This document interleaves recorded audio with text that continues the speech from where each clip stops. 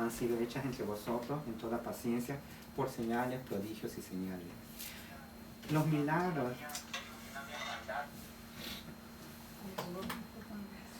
Los milagros. Pensaba que estaba hablando porque el teléfono. ¿Qué estaba hablando, mi Dios? ¿Ah? No están grabando. ¿Qué están grabando sin mi permiso? Señales. Acá atrás.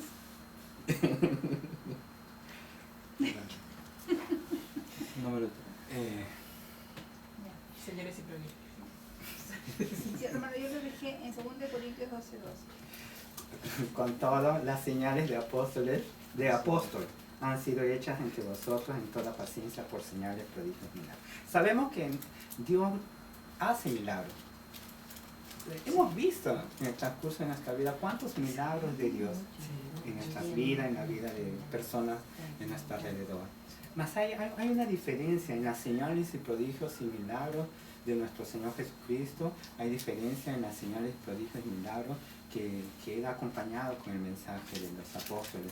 Y lo entendemos aquí. Aquí está en este versículo, las señales de apóstol. Sabemos que apóstol es hay personas que se autodenominan o hacen que otras personas los denominen de apóstol, mas sabemos que eso ya no es, ¿no? Porque es exclusivo para el tiempo de los apóstoles. Era en el tiempo de la iglesia primitiva, era en la era apostólica. Y entendemos, porque aquí dice, está claro, las señales de apóstol han sido hechas entre vosotros en toda paciencia. ¿De qué manera? Por señales, prodigios y milagros. Así como Bernabé le mataron apóstol. Sí, le llamaron, solamente en el versículo que leímos. Sí, el versículo 1. No, era 14:14, ¿no? Hechos 14:14. ¿Está bien? No, ya me olvidé. Dijo así, dijo más. No. Dice los apóstoles Bernabé y Pablo, ¿no? Sí, se quedó, ¿no? Era la pregunta de la hermana Evelyn que La semana pasada. de la semana pasada que había dicho. Porque, o sea, veniendo al caso, Sí. bueno, ¿cómo se llama? ¿No? Ahorita también el hermano dijo discípulo. Esteban no era un apóstol porque Esteban no estuvo, no fue un testigo ocular de la Discípulo. fe, ¿no?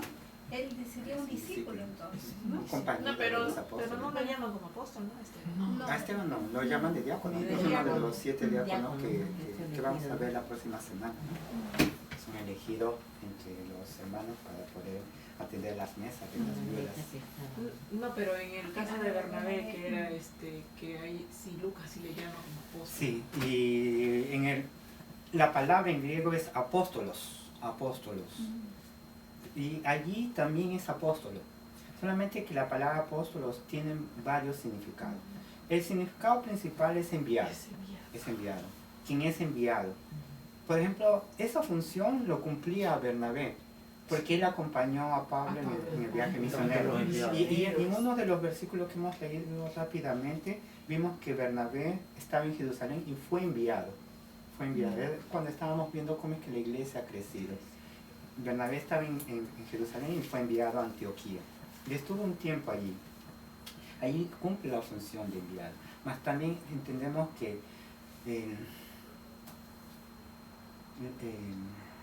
el oficio de apóstol era exclusivo.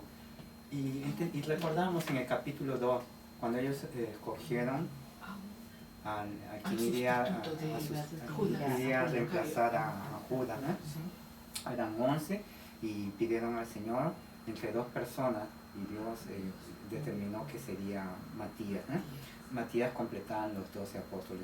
Y en lo que Pedro está hablando en el capítulo 2, que recuerdo, vimos que uno de los requisitos para ser apóstol era haber visto a nuestro Señor Jesucristo, haber sido llamado por nuestro Señor Jesucristo, ¿no? Y luego, por ejemplo, sabemos que Pablo, él cumplió también una función, el oficio de apóstol, mas él vio nuestro Señor Jesucristo, porque nuestro Señor Jesucristo se presentó a ella y fue llamado porque nuestro Señor Jesucristo mismo lo llamó, ¿no? Sí, y él presenta, hemos visto cómo él presenta defensa de su apostolado, ¿no? Más, por ejemplo, las personas que se autodenominan hay personas que los llaman de apóstol en esta época, no es, ¿no? A menos que sean en el sentido de ser enviados. Por ejemplo, pero vemos que los apóstoles que son denominados nunca salen de sus lugares y van en sus aviones particulares, ¿no? Aunque no tendría ningún problema de irse en aviones, pero en el sentido de ser enviado, Dios lo envía a un lugar, cumpliría la función de apóstol, ¿no? En el significado de la palabra apóstol, solamente que para no tener confusión, entendemos la palabra de apóstol como oficio, ¿eh? Y para cumplir el oficio de apóstol necesitaba haber visto, ser testigo ocular de nuestro Señor, de la resurrección de nuestro Señor Jesucristo y haber sido llamado por nuestro Señor Jesucristo, ¿no? Y regresamos en el capítulo 5 de Hechos.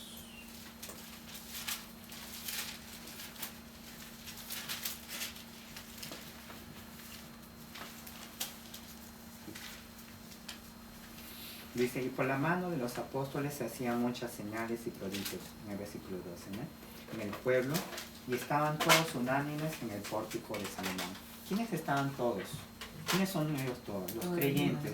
Ya no se sabe qué cantidad era una multitud. Y estaban unánimes. Recordamos qué significa unánimes, en un mismo sentido, en un mismo espíritu, ¿no? ¿Y en qué lugar estaban? En el pórtico de Salomón. Es el mismo lugar donde Pedro predica en el capítulo 3. Predica en el pórtico de Salomón. El templo de Jerusalén tenía murallas. Tenía la muralla aquí a oeste y tenía la muralla aquí en el lado de este. El pórtico de Salomón quedaba aquí. Vamos a ver más adelante donde se reunía el concilio, el Sanedrín, estaba en el lado opuesto, en el lado oeste. El pórtico de Salomón estaba aquí y allí era el lugar preferido de los apóstoles. Era el lugar que se van a reunir diariamente para orar y para predicar. Es dentro del templo. El templo era gigantesco, ¿no? Como les dije, las murallas eran gruesas, eran anchas. Habían salones en las murallas, ¿no? Y en uno de esos pórticos que se llama de Salomón era donde ellos se reunían para orar y predicar la palabra de Dios, ¿no? En el versículo 3, de los demás, ninguno se atrevía a juntarse con ellos, mas el pueblo los alababa grandemente. ¿A quiénes se refiere a los demás? Capítulo 5, versículo 13. De los demás, ninguno se atrevía a juntarse con ellos, mas el pueblo los alababa grandemente. Recordamos cómo es que el impacto que ha habido, no solamente dentro de la iglesia, sino fuera, de lo que Dios ha juzgado el pecado dentro de la iglesia, que es lo que produjo temor dentro de la iglesia y fuera de ella, ¿no? Es tanto el temor que inclusive ha producido fuera de la iglesia que ninguna persona de una manera ligera se acercaba y quería ser parte de la iglesia porque sabía que podía morir. Entonces de los demás ninguno se atrevía a juntarse con ellos porque sabía que de cualquier manera no podían llegar a la iglesia, ¿no? Y la iglesia tenía respeto del pueblo, porque dice más, el pueblo los alababa grandemente. Ellos vivían en santidad, y eso era algo que el pueblo reconocía de ellos, ¿no? Y en el versículo 14, y los que creían en el Señor aumentaban más, gran número, así de hombres como de mujeres. Asimismo que habían personas que no se atrevían a juntarse con ellos por lo que había sucedido. Había una gran cantidad de personas que se convertían. ¿Por qué? Porque los apóstoles continuaban predicando. Y ante la predicación de la palabra de Dios es que dice, creían en el Señor y aumentaban más. Y aquí dice, gran número así de hombres como de mujeres. Aquí describe no solamente hombres, sino también mujeres, ¿no? La obra de Dios, por más que había persecución, había habido persecución el enemigo había usado personas dentro de la iglesia para tratar de detener la obra de Dios, mas nada detiene la obra de Dios, porque es la obra de Dios. En el versículo 15, tanto que sacaban los enfermos a las calles y los ponían en camas y lechos, para que al pasar Pedro, a lo menos su sombra cayese sobre alguno de ellos. Primero aquí, camas y lechos tenía una gran diferencia. Camas era descrito el lugar donde las personas adineradas dormían, y los lechos eran el lugar donde eran tipo colchones de paja. Y cualquier persona en esa época que escuchaba cama entendía que era el lugar donde los ricos dormían, y lechos era el lugar donde los pobres dormían. Entonces las sanidades y todos los milagros que Dios operaba por medio de los apóstoles no tenía restricción de si era rico o pobre. Tanto ricos y pobres estaban siendo sanados por la obra de Dios usando a los apóstoles.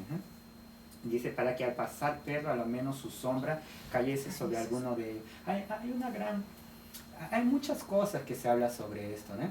Pero vemos que las personas que se reunían creían, tenían fe que aún y es más, Dios puede usar a Pedro como puede usar inclusive hasta su sombra. Aquí no significa que Dios lo sanó con la sombra de Pedro, más que sí, Dios puede hacerlo. Y las personas que llegaban creían aún que aún la sombra de Pedro podría ser usado por Dios para sanarlo, ¿no? Y miren qué es lo que sucede en el versículo 16. Recordamos que ellos empezaron en Jerusalén, mas fueron mandados para llevar el mensaje, el evangelio, las buenas nuevas de salvación, para que salgan de Jerusalén y lleven a todos los lugares del mundo, ¿no? Dice, y aún de las ciudades vecinas, muchos venían a Jerusalén, trayendo enfermos y atormentados de espíritus inmundos, y todos eran sanados.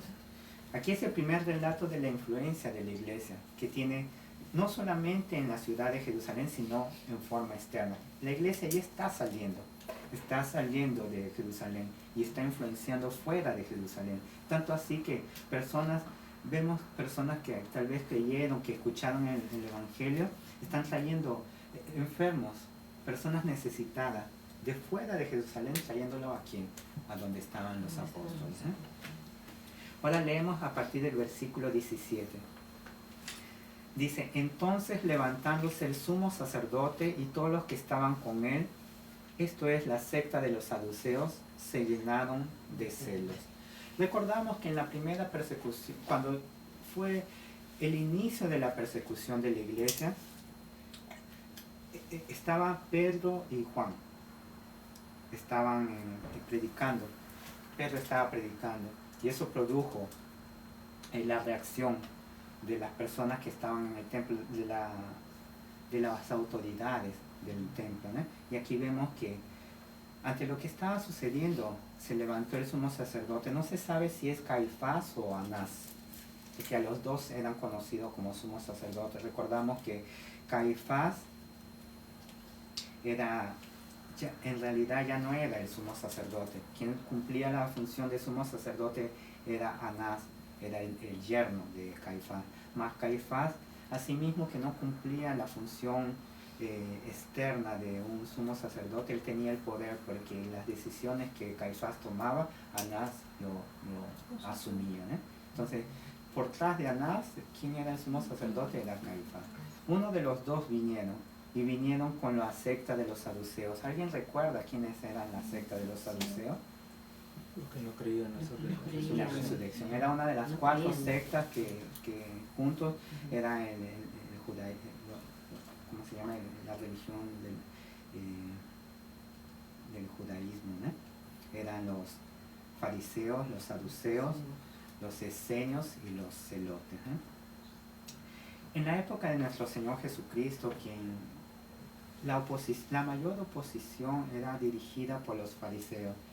Y en la época de los apóstoles, quien dirigía la oposición hacia hacia la obra que hacia los apóstoles eran dirigidos por los saduceos. Pero antes eran los fariseos. Ah, exacto. Y recordamos que ¿qué es lo que produjo a los saduceos ese rechazo por el mensaje de los apóstoles? ¿Alguien recuerda? Por la resurrección. Porque ellos predicaban, porque la predicación de los apóstoles estaba centrado en la resurrección de nuestro Señor Jesucristo, y ellos negaban la resurrección de los muertos. Más, ¿cómo es que ellos negaban la resurrección de los muertos? Porque en el Antiguo Testamento hay lugares que hablan sobre la resurrección de los muertos. Por ejemplo, en Job, capítulo 19, del versículo 25 al 26. Alguien puede leer, ¿no? Job, capítulo 19, del versículo 25 al 26.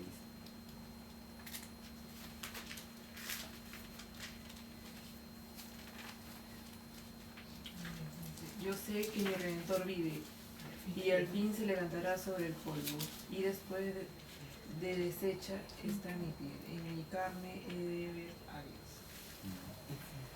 En Isaías 26, 19. 26, 19.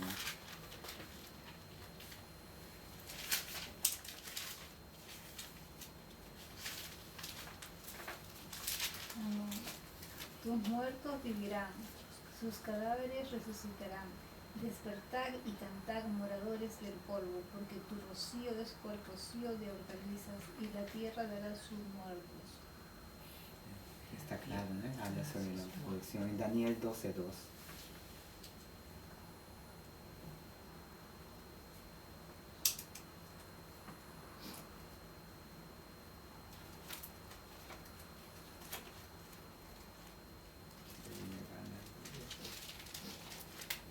Dice, y muchos de los que duermen en el polvo de la tierra serán despertados, unos para vida eterna y otros para vergüenza y confusión perpetua, ¿no?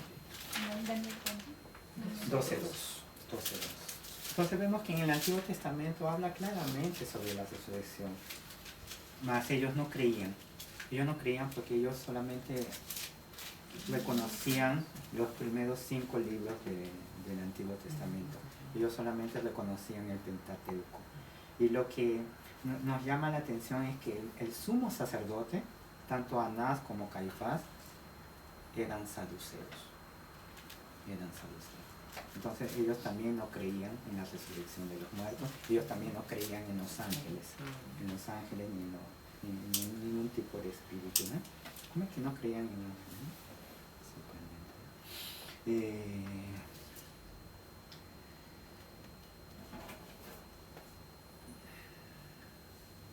En el versículo 17 regresamos en hecho. Ellos se levantaron, el sumo sacerdote y todos los que estaban con él. Esto es la secta de los saduceos. Toda la secta de los saduceos, dirigidos por el sumo sacerdote, ¿no? Y se llenaron de celos. ¿De qué tipo de celos ellos se llenaron? Sabemos que no es el celo de Dios, sino es el celos humano, celos de la carne, ¿eh? Porque ellos eran la autoridad en el templo. Y lo que los apóstoles estaban haciendo, ¿no? Recordamos, es en el pórtico de Salomón, es dentro del templo, es dentro de lo que, de donde ellos tenían autoridad, ¿no? Y eso les produce celo, porque ellos no están sabiendo, porque los apóstoles no han venido a hablar con ellos, ¿no? ¿Y qué es lo que ellos hacen? En el versículo 18, y echaron mano a los apóstoles y los pusieron en la cárcel pública. En el anterior, en el capítulo 3 vimos cómo es que Pedro y Juan fueron encarcelados. Ahora aquí vemos que no solamente fue Pedro y Juan, sino son los apóstoles. Son los 12 apóstoles que fueron encarcelados. Y a diferencia de esa vez que encarcelaron a Pedro y a Juan, fue en una cárcel privada.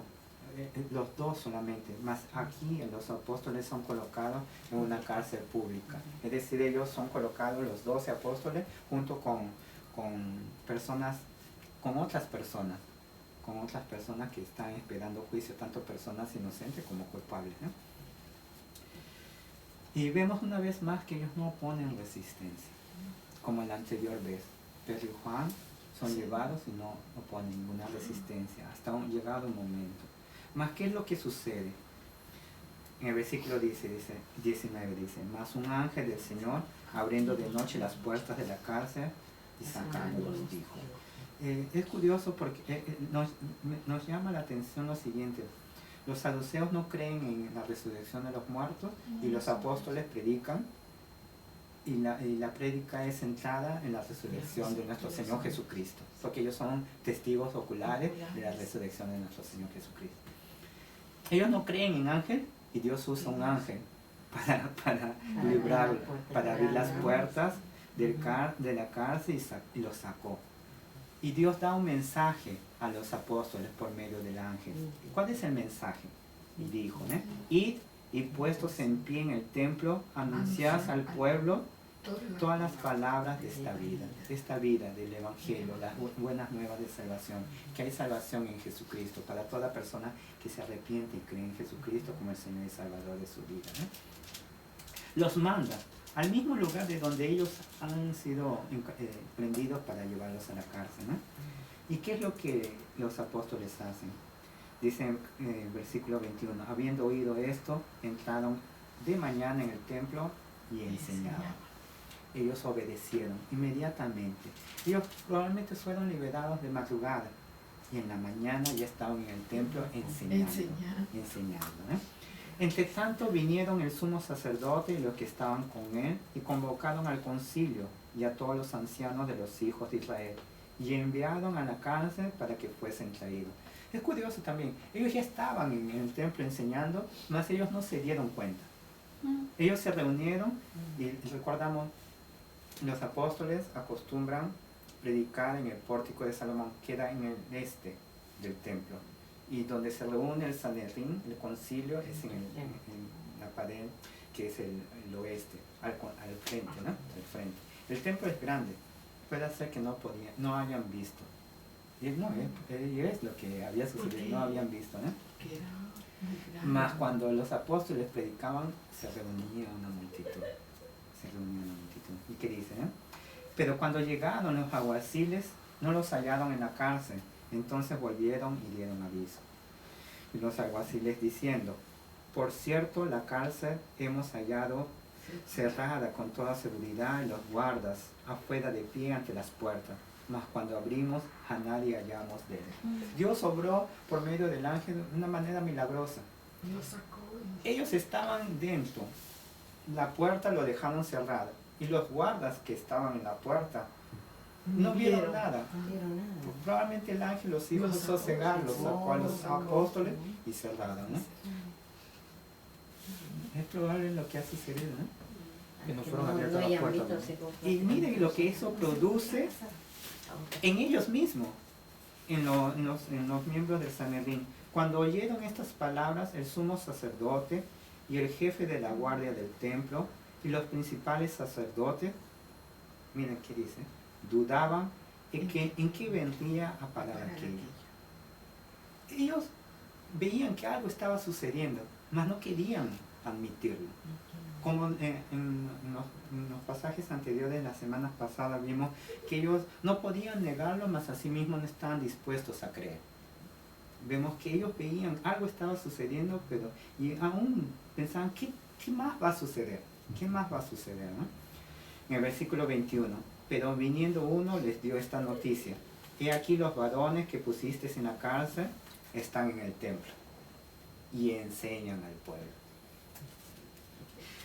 Versículo 26. Entonces fue el jefe de la guardia con los alguaciles, los trajo sin violencia, porque temían ser apedreados por el pueblo. ¿Por qué es que ellos temían al pueblo? Ellos deberían temer a Dios, mas ellos temían al pueblo porque el pueblo estaba. Recuerdan que alababan. El pueblo respetaba a los apóstoles, porque veían que, y la iglesia respetaban a los hermanos de la iglesia, porque veían que sí, ellos tenían temor, ¿no? Y en base a eso, que ellos traen a los apóstoles, pero sin violencia. Y lo triste, que no lo hacen por temor de Dios, sino por temor al pueblo, ¿no? Versículo 27. Cuando los trajeron, los presentaron en el concilio, Y el sumo sacerdote les preguntó, en el versículo 28, diciendo, ¿no os mandamos estrictamente que no enseñaseis en ese nombre? Y ahora habéis llenado a Jerusalén de vuestra doctrina, y queréis echar sobre nosotros la sangre de ese hombre. El sumo sacerdote le hace dos acusaciones a los apóstoles. La primera, que ellos ya habían sido advertidos por él, que no hablasen. Mas en esa ocasión Pedro les había dicho que juzgad si es justo delante de Dios obedecer a vosotros antes que a Dios. Ellos sabían que deberían, ellos mismos, el sumo sacerdote y los saduceos sabían que primero deberían obedecer a Dios. Mas asimismo, el sumo sacerdote le hace esa primera acusación y hace una afirmación. La obra de los apóstoles está siendo realmente efectiva. ¿Por qué? Porque dice, y ahora habéis llenado a Jerusalén de vuestra doctrina. Todo el pueblo que estaba en Jerusalén conocía lo que los apóstoles estaban predicando. Y la segunda acusación que el sumo sacerdote les hace, dice, queréis echar sobre nosotros la sangre de ese hombre. Él no se atreve ni pronunciar el nombre de nuestro Señor Jesucristo. Y tal vez con desprecio lo llama de ese hombre. Y dice, y es absurdo lo que él dice. Él está acusando de que a los apóstoles están acusándolos a ellos de haber matado a nuestro Señor Jesucristo. Y lo sabemos, porque Pedro mismo directamente les dijo que ellos habían crucificado a nuestro Señor Jesucristo. Mas ¿por qué es absurdo lo que el sumo sacerdote está diciendo? Porque ellos fueron los que, cuando nuestro Señor Jesucristo estaba siendo juzgado, dijeron algo. Aquí está en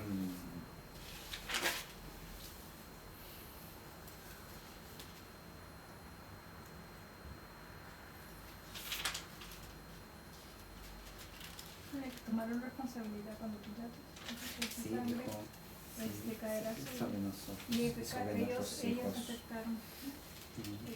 Ellos mismos dijeron.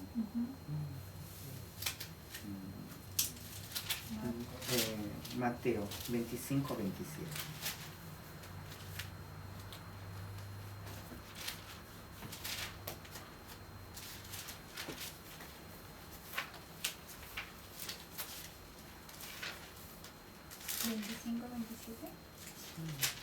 Perdón, 27, 27. 27.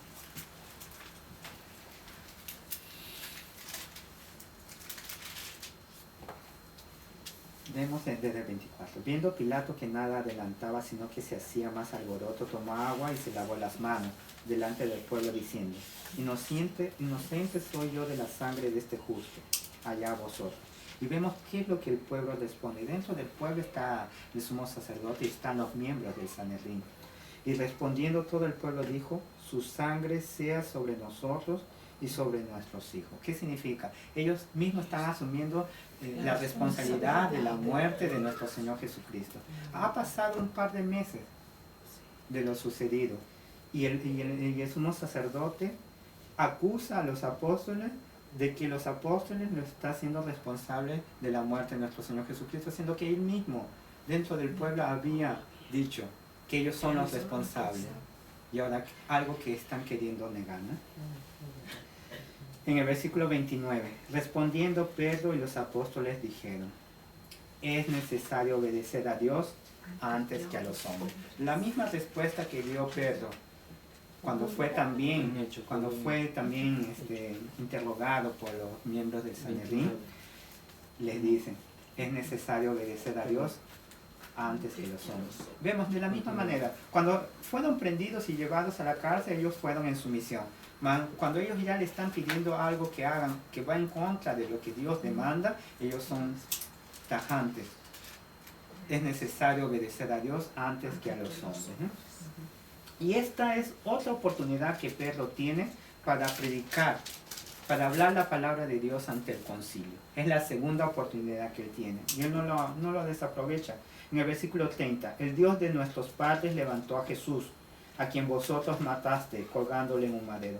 Él no se detiene Asimismo que ha sido confrontado por el sumo sacerdote, él continúa exactamente, mostrándole la verdad. Y la verdad era que ellos habían matado.